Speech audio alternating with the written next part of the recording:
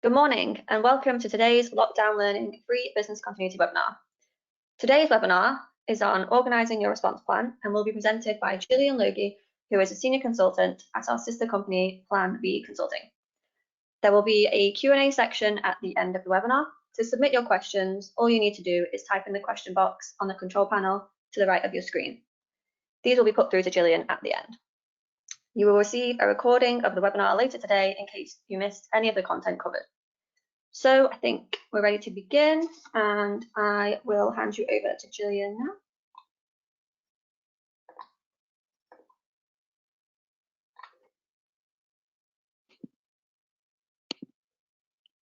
Okay, good morning all. Thanks for that, Becca.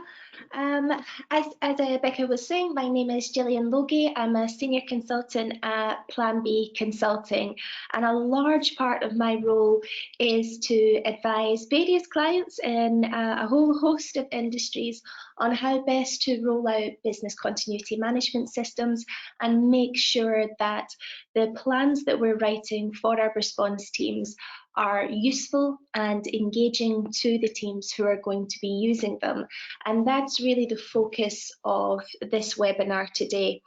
I've certainly got a lot of flexibility in how I approach presenting my business continuity plans, because different teams need different information and they need it at different times. So we want to make sure as far as possible that we're not locked into one particular way of presenting a plan, and we always keep in mind that it's about the user at the end of the day rather than ourselves who may be writing the plans.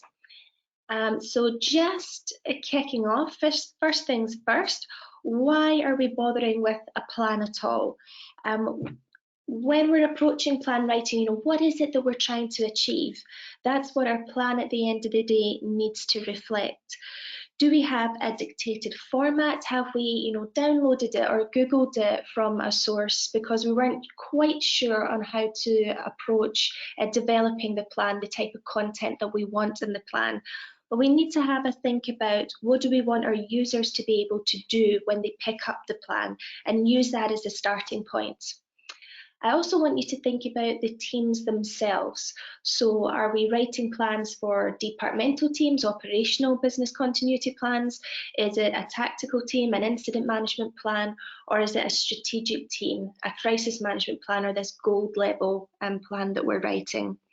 Different teams need different things from their plans, but there is commonality across business continuity planning, and that's a really good starting point to help us out with the basic generic information that we want to be available to our teams. But what's the unique qualities of each of our teams who are going to be using the plans, and are we making sure that the content reflects what they need? Now, a couple of things to keep in mind with that is, how much training are your teams actually getting? Now, we all have grand ambitions of how well trained we want our teams to be, how well exercised our teams are, how used they are to responding, how confident they are in their response roles. But do be honest with yourselves. If training is something that easily slides, if people make excuses and they can get out of training in any way, do we need our plans to have more of an element of hand-holding rather than being guidance documents or high-level documents, and we can assume a certain amount of understanding and learning? So do be honest with yourselves about what your teams look like. Also, what do they expect from the plans? Do they want a whole document, a step-by-step guide of how to respond, or are they quite happy with a summary of the information and then using their own expertise and their own skills to fill in the blanks? So do have a think about the team that you're writing for. And then, how useful is the content that you're including? What do the teams need to have available to them? What does your company documentation dictate that needs to be in a plan? Do you have a plan that has a lot of company information, that maybe has the assumptions, your objectives, a message from the CEO at the start of it, and we're scrolling through the first 3-4 pages before we even get to response information? Do we have an element of flexibility where we can perhaps move that to the back and keep very basic active response information at the front, as a team may prefer? And then have a think about commonality of your plans across your organisation. If you're from a large organisation, you've got several offices, maybe you have a global presence. Is there commonality in how your plans look? Could I, as a UK employee, easily move to your Singapore office and identify this document is an emergency response document? This document has some of the really basic key information that I would expect from a plan, plus the unique information that goes with the team and the area that I'm working in.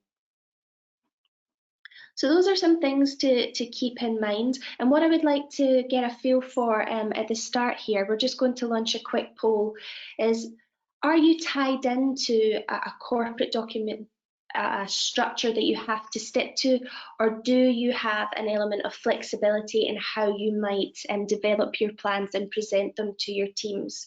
So if you wouldn't mind just popping in a wee answer to the poll here.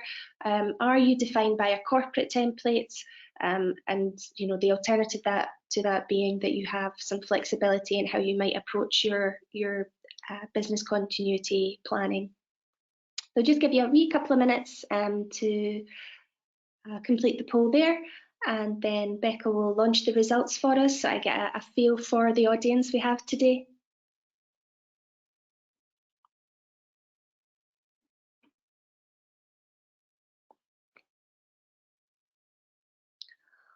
Okay, so most folk have a bit more flexibility than that, which is great, but bear in mind those of you who have a corporate template that you need to stick with. It can be a little bit of a running battle when it comes to response documentation, and I think for the department that you have that's in charge of putting that corporate document in place, a little bit of an awareness, if you can establish a relationship with them to say this is a unique document, this is not a standard document in the organisation, it has a very specific purpose and it needs to be useful and accessible as soon as we pick it up. We shouldn't be having to leaf through maybe 2 or 3 sections until we get to the useful piece that we need for our response. But I completely appreciate that sometimes we're limited. Okay, we'll move on from here. Okay, presentation. I'm just going to touch on this. Have a bit of a think to yourself about how do your teams want to see their plans? Again, think of the end user.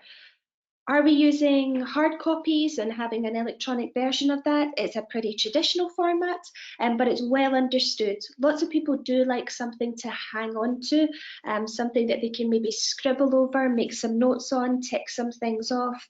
It can contain a lot of information, and when we have an electronic version, it does allow us some 24/7 access should something happen.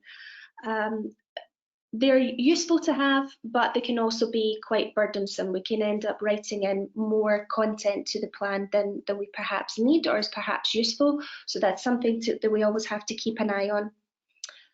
Are you using placemats? So a wee screenshot in the middle there.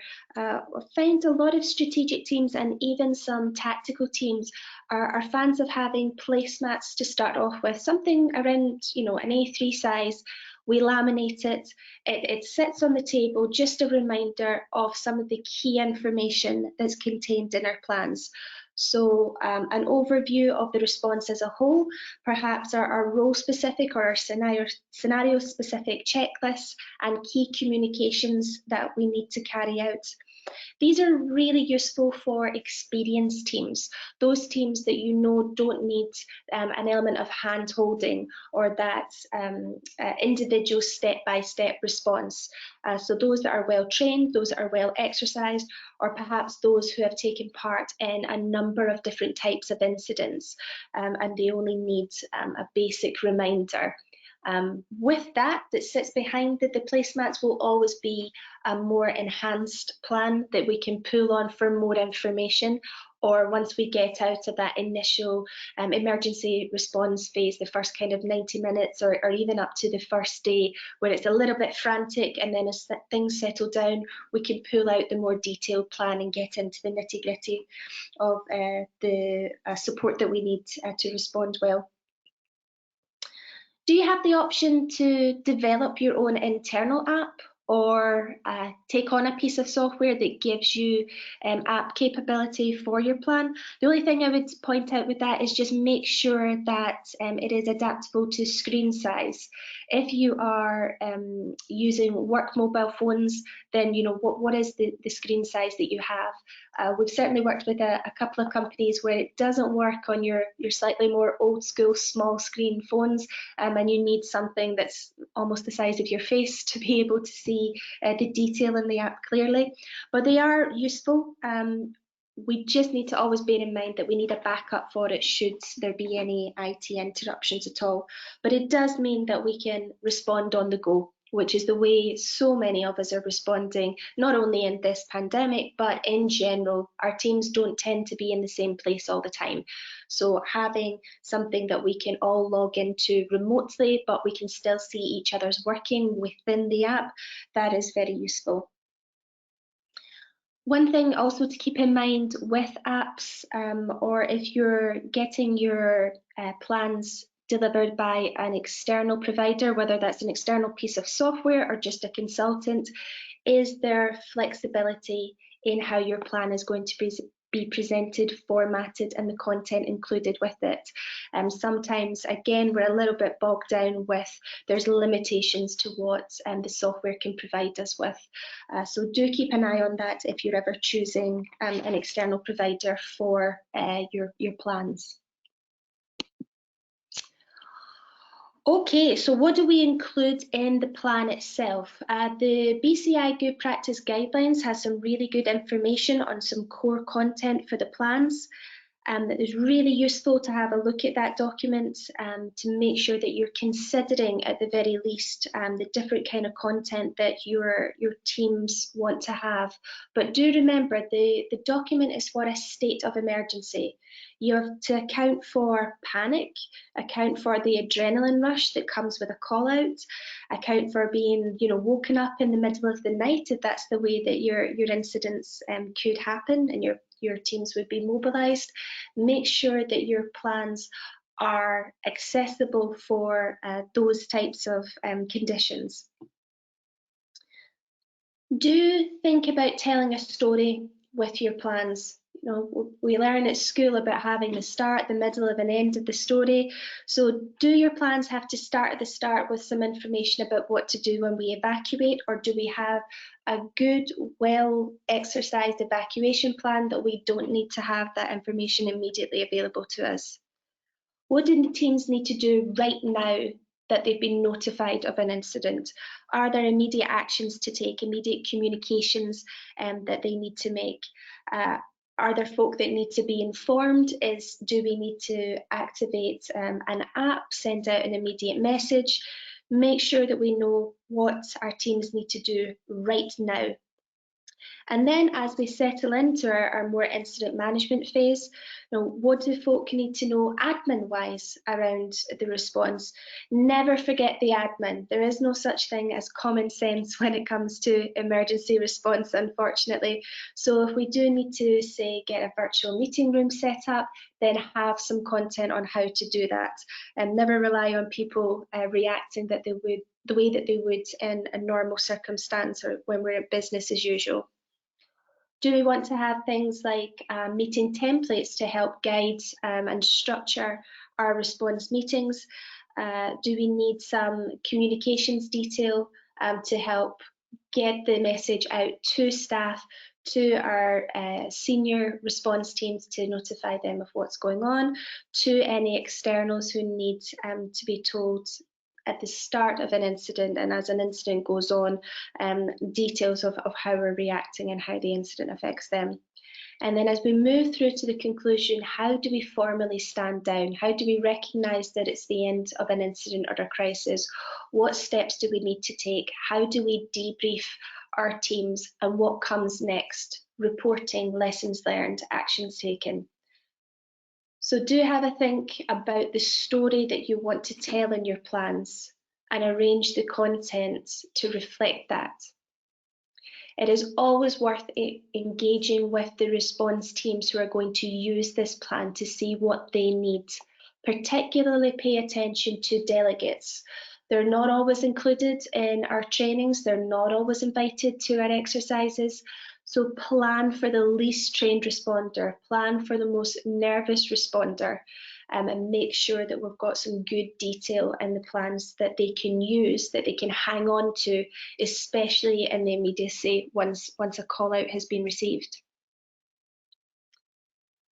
So what I want to do is just chat through some of the content that we have here.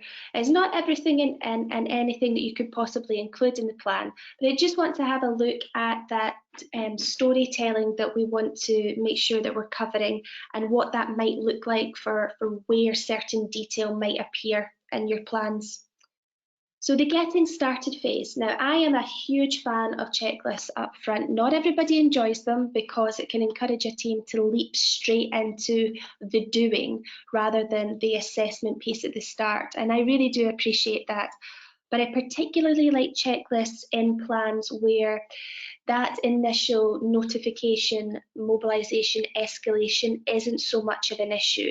So plans that might be very specific to environmental responses, the chances are we've got our incident teams up and running already.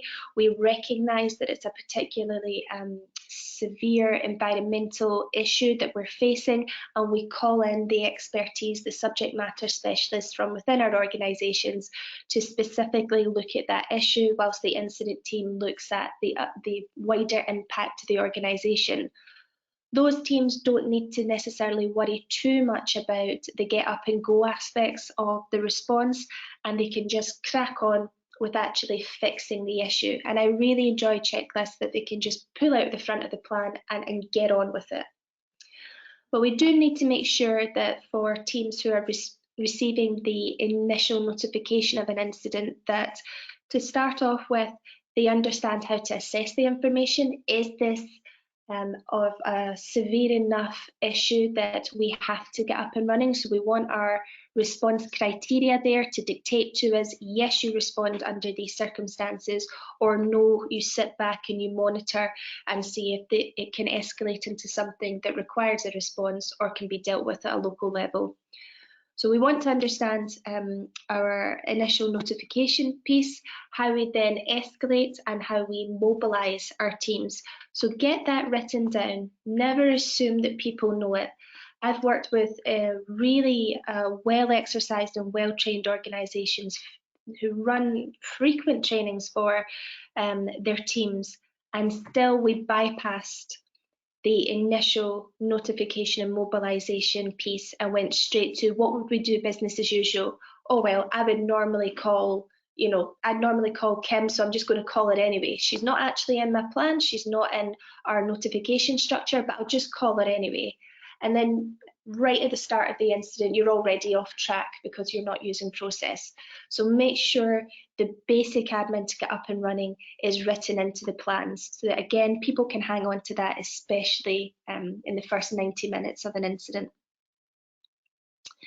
We do want to have a look at the settling down period, and there's a bit of administration that comes into this. But have a look at the team structure, so the team that's actually responding, and also how we communicate up the chain to notify the next senior team that we're up and running, so they can keep an eye on whether or not they need to mobilise as the incident escalates or not. But also remind folk that they can call on subject matter specialists as required. Remind them of the non-core members that they might want to pull into the team as well, because they won't have received the initial communication. Again, never assume common sense. Always give people a little bit more information than you would have on a daily basis to make sure that they are well supported throughout the incident. So how do we manage team meetings? Have a meeting template, have an agenda available to the team leaders so that they can structure meetings, but it also gives a heads up to those participating in the meetings about what's expected of them. That's really important.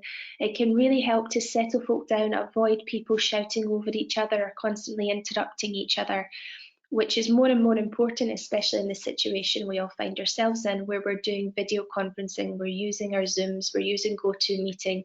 We need to have very strict etiquette in how we're running our meetings.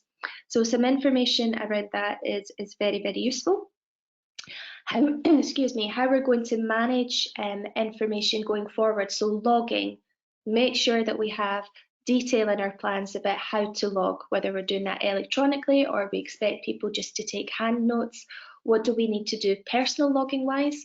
And then how is that then translated into a central team log so that we maintain our situational awareness? Everybody always has access to what's going on at a team level so that we can adapt our element of the response to reflect the evolving situation.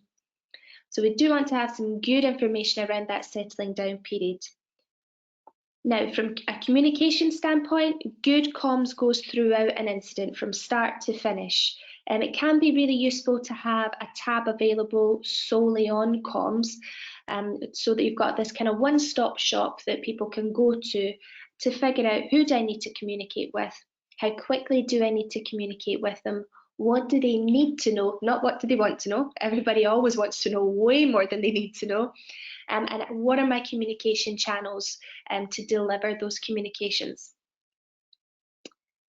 I would also encourage you having a bit of information, just maybe a short few bullet points on how to design a message. Now, this isn't looking at your kind of corporate communication piece or your media piece, but it is how we speak to our staff, our different audiences of staff, those affected, those unaffected, those who are maybe travelling, those within teams who have been who may not be able to work as normal, those of our wider general staff, just to let them know what's going on. So some information about how to go about developing that message. It might not be done by a communications department, it could be done just as a team as a whole, pushing it out to their regular departments, but we want to make sure that the information is appropriate, that it's not too much, but that it is enough.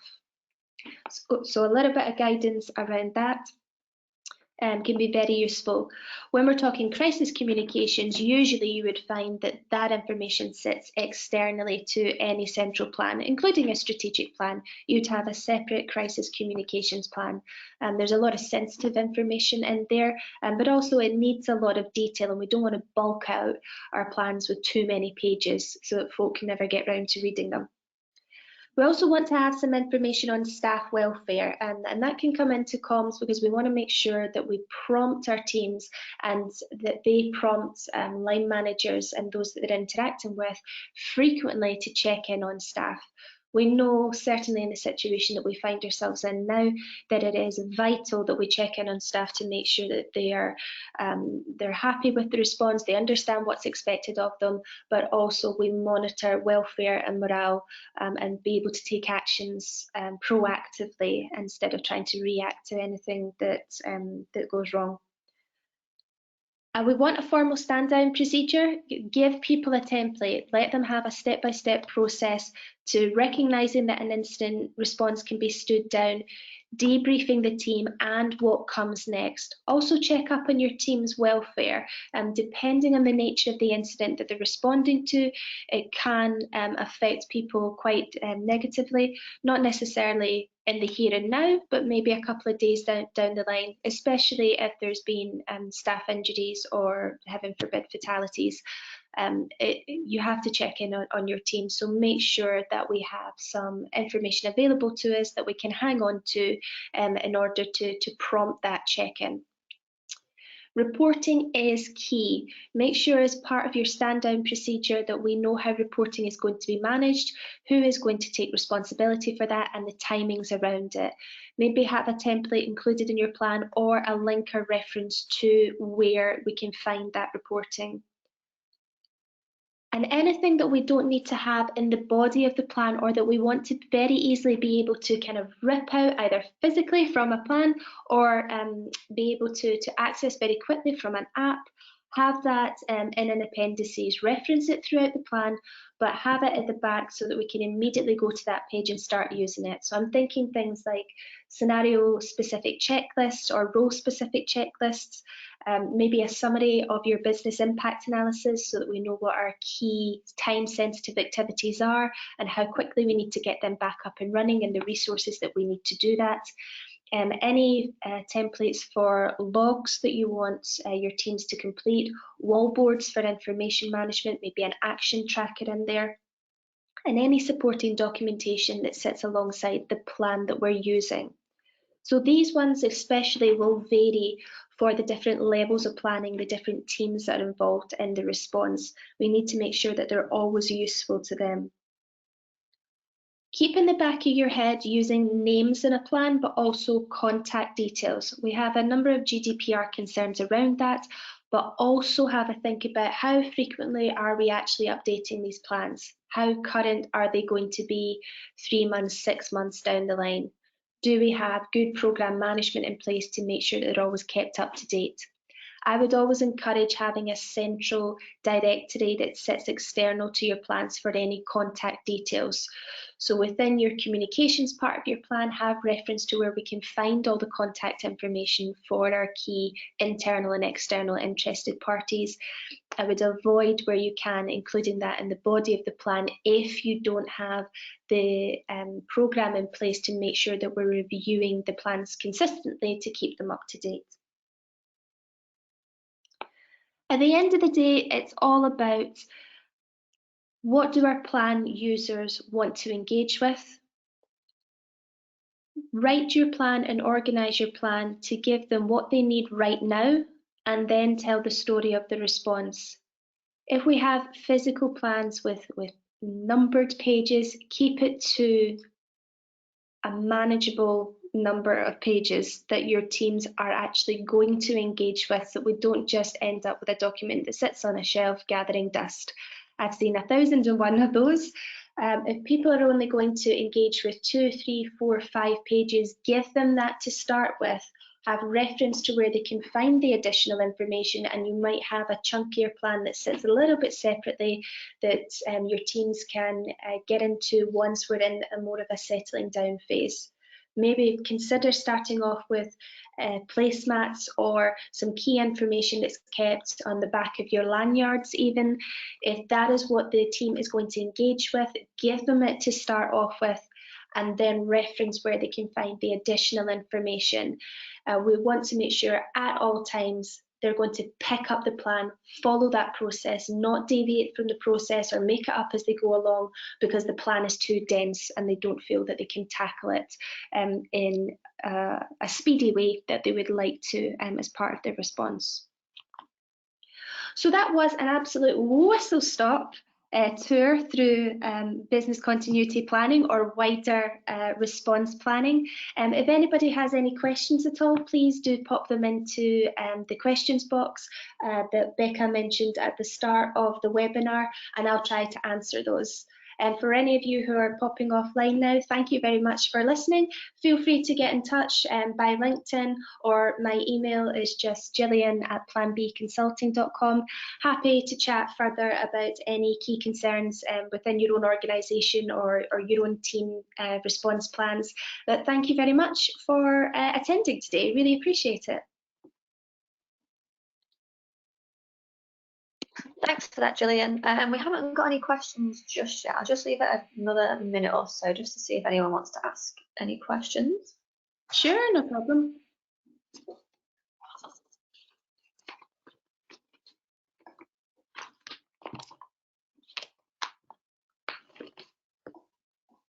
No, it looks like you explained everything so well. No one has any questions. So